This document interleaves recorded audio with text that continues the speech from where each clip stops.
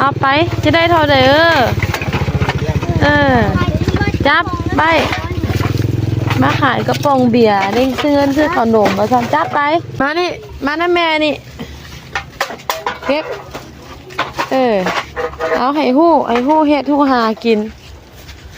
เอาระวังมีหมาเด้อระวังนี่อยู่นี่เราไปอยู่ป่ะเขาไปอยู่ป่ะ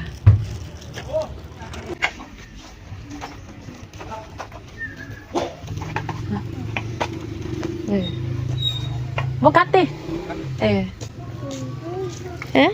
วนมาขายปองเบียร์มันอยากได้เงินซื้อขนม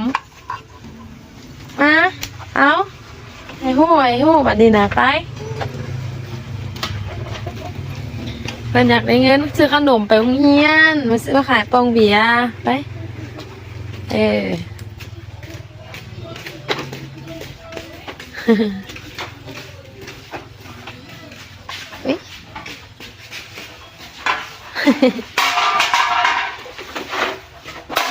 ก็บเลยเอาละ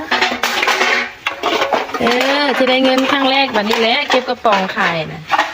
จะได้เงินครั้งแรกนี่แหละท็อปเทปนะ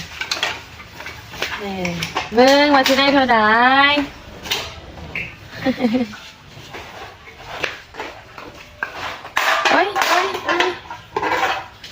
เอ้ยโลหกวะโลหกกีดโล20,000สาวเท่าใดถ่ายเบิ่งถ่ายเพิ่นเอาเงินมาให้ลูกเด้อว่าสิได้เท่าใดเด้อคือความเนาะหมาเนาะหักลูกได้หั่นไหนลูกแพงเนาะน่าหักเว้ย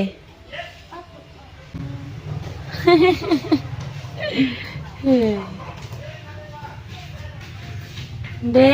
นะเอาเงินขอบใจได้เงินแล้วไปได้เท่าไหร่ฮั่นเดี๋ยวมาก่อน2,000บวก2,000บวก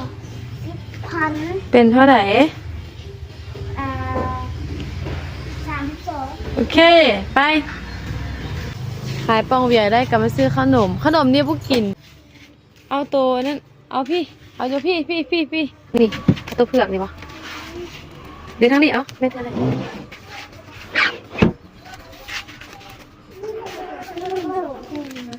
เอาปิดเป็น2 แท่งก็เอาค่อยๆเลยตัวนี้น่าเป็น2 แท่งจนเดี๋ยวมันเป็น2 ไม้นะ